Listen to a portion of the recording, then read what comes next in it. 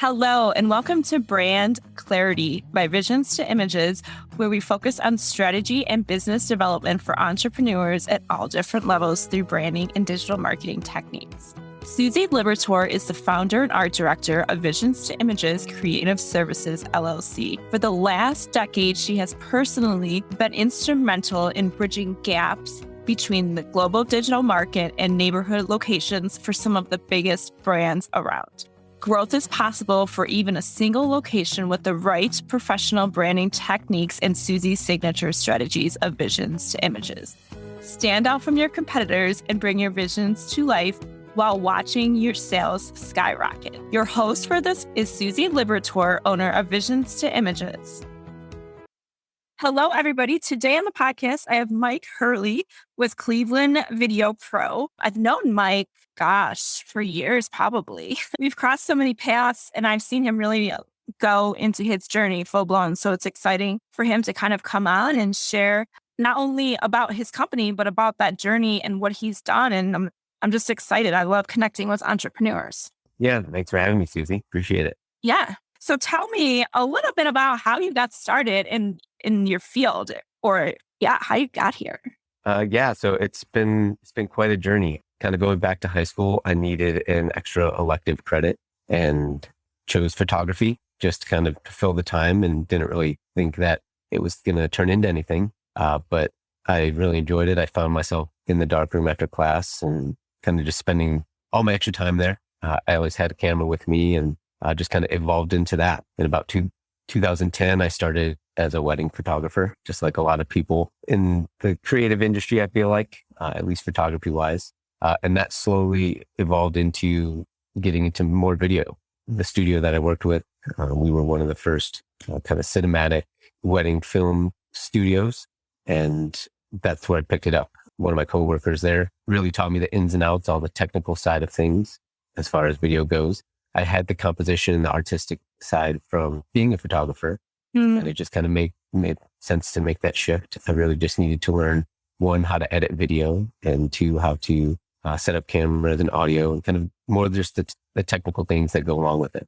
Right. I think my story is kind of similar in a sense where I was designing stuff and I knew I liked it at a young age, but then people doubted you, like, oh, that's not going to make enough money. Oh, it's not good. It's not a good career, et cetera, et cetera. But when you learn that you want to do something that you're passionate and you love, and when you find that, like, that's so key and so important. I could be working another job somewhere else, but I'd be miserable. Right. So, yeah, exactly. I think that's like part of people thinking they need that fulfillment of, I'm going to do what my parents want me to do and not do what I want to do. Or I'm going to do something and I don't even know if I like it. I mean, we don't want to live like that. I didn't want to live like that. I mean, so many people doubted so much, and they're always going to have that. And I don't want to say you should prove them wrong, but at the same time, like, I didn't care about proving them wrong, but at the same time, I still look back and I'm like, wow, can you imagine? So I love it. I know you just went full time too with your video. So tell us like how that journey is going.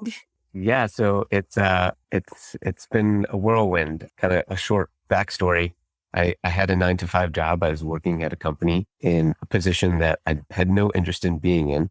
Yeah. I had some experience from previous jobs in that role, but it just wasn't fulfilling. It wasn't something I was passionate about. It was more just so that I had a job to support my family and make sure bills and stuff were paid. And it just got to a point where I couldn't do it anymore. Like physically, I could feel myself physically getting sick. My mental health was starting to decline, and my wife and I are big advocates for that. We always make sure that we're both in a good headspace.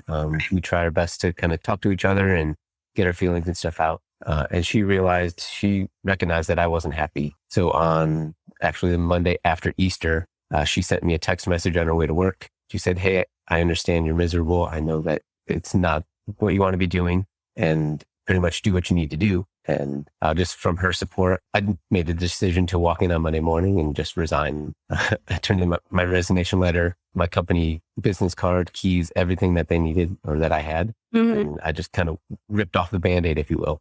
Yeah.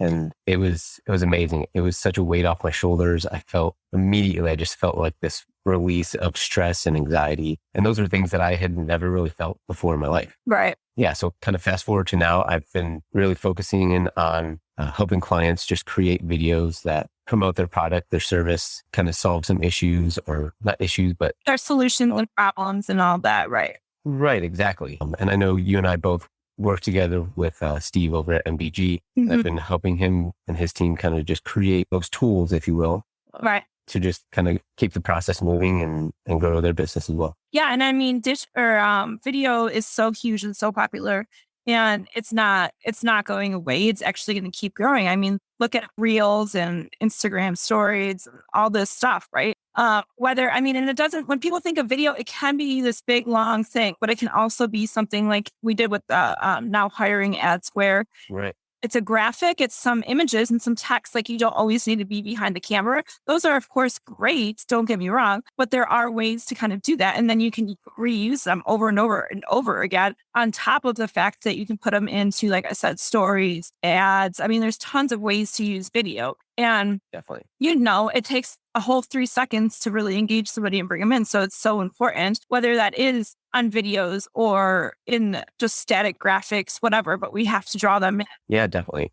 And I think that's the common holdup, or I guess pain point for a lot of entrepreneurs and business owners, is they just don't know where to start. They're uncomfortable on camera. They don't know the editing process. They see video as this big, huge, I guess, undertaking, where, like you said, like Reels and there's those short snippets are where people are engaging and kind of consuming that content. So there is a time and a place for like highly produced Exactly. videos and pieces. But in today's day and age, you can like record an Instagram reel or Instagram story and it's gone the next day. And a lot of people, I also feel like they get hung up on like it has to be perfect the first time.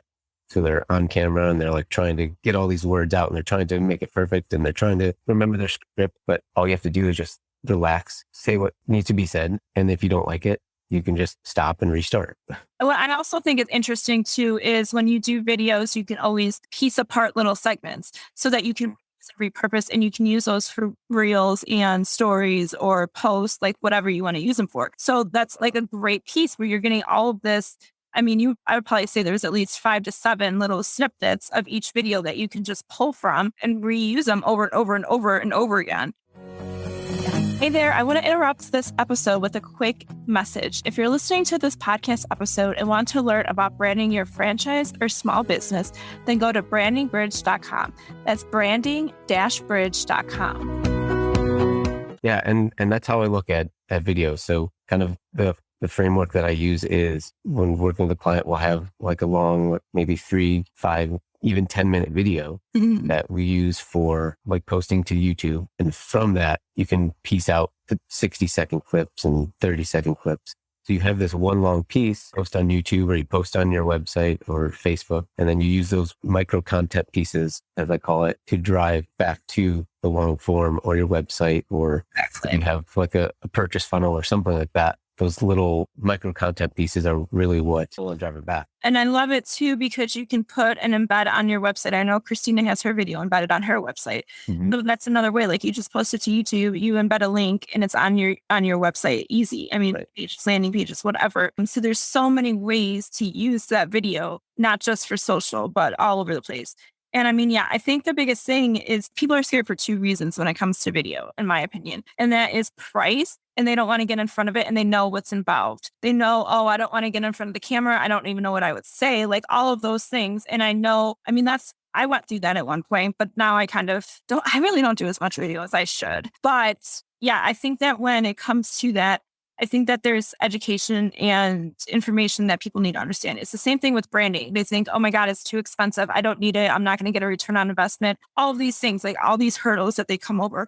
But at the end of the day, you can get a return on investment. It might not be immediate, but you will get a return on investment. And it's one of those things where you're going to procrastinate it and not do it, or you're going to try to do it and it's not going to be good. So that point, like, it's always good to reach out. I notice a lot of times people come to me for branding or any service and they're like, oh, I would love to work with you, but I can't, XYZ, whatever. And they come back later, like months or years later, and they're like, okay, I'm finally ready. And it's like they have that understanding that I do need it, but I don't know when I need it. But then they realize, oh, I need it now, right? It's just like a sales funnel and a process. That's why it's so important to keep that growing. Yeah. And that's where I've got a lot of my clients is just a lot of networking and building relationships over the years and just kind of being the person that provides that value and kind of helps out, bridges that gap, just sharing information, letting people know that, hey, I understand video seems like this crazy big undertaking, and it can be sometimes, but the longer you put it off, that you're just putting yourself farther back. Right. Absolutely. So my last kind of question for you, if you could give any advice to a business owner, whether they're just starting off or they're established, what advice would it be? I would say my advice to business owners is just jump in and get started, whether it's on Facebook Live or Instagram Live. I know being live kind of has this negative connotation or people are scared about it, but in all reality, going live will give you that practice of getting your thoughts in order, maybe writing down a list of things that you want to talk about in your live. And it just repetition, like you get that practice when you go live, or even if you just want to hold up your phone, like grab your phone, record a video and not even show it to anyone. At least you're getting that practice. At least you're getting in front of the camera. Even myself, like I've always been behind the camera. That was my comfort zone. And up until recently, I've been doing more Facebook Lives. I've been getting in front of the camera and just kind of working through that fear and just practicing. So that would be my advice is just get out, do it. And like I said, video, you can delete it if you don't like it. That's kind of my advice there. My sales coach back a while ago, she talks about anchor content, which is basically like posting each week questions and then using that as a connection strategy and all that fun stuff. So it's like you ask a question, you figure something out, and then you post a video and you go live, you talk about it, you create something. Right. And for a while, I used to go live like way back in the day. So probably like two and a half, 3 years ago. And I went live because she was like, just go live, just do it. It's going to create that awareness for your audience. And if people watch it, great. If they don't, whatever. And it's like, I had like a script kind of figured out, like not super scripty, but like I had topics. So I was best prepared. And I mean, they went okay. They were pretty much good. But if you're nervous about going live, I mean, you can always do a pre-recorded video too and just upload it. You're not going to get as much out of it. Live videos can get more traction. But there's always all of those other possibilities, but something is better than nothing. And I was also thinking when you were talking, like if you want to go live, it might be better to go live with team members, friends, colleagues, like so that they can help you break the ice. And it's not just you and you feeling so much anxiety because you have all these other people and you can lean in on each other as well to kind of break that up.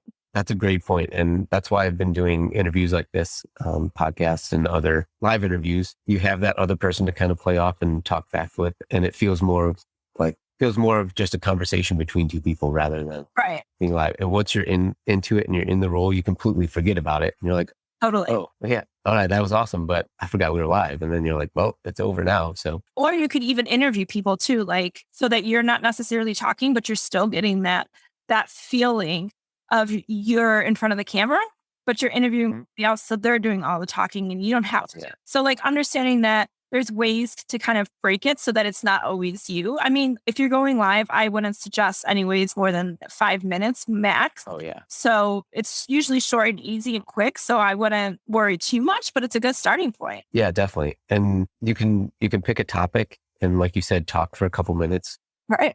5-6 minutes. And then your next time you go live, expound on that topic. Mm-hmm. And right. Just keep a running list of things that you want to talk about and just go that route, I guess.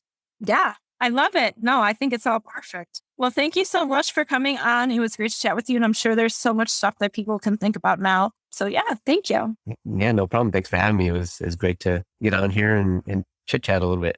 Thank you, everybody, for listening in on today's Brand Clarity episode with Susie Libertor. 2 things. First and foremost, please, if you liked this episode, please subscribe and leave some positive reviews. Also, don't forget to sign up for Stop Sending Your Customers to the Competition and get my insider secrets to compelling branding that converts. You can find that at branding-bridge.com. It's a free workbook for you to check out right now. All of the branding techniques and strategies that I use for my paying clients.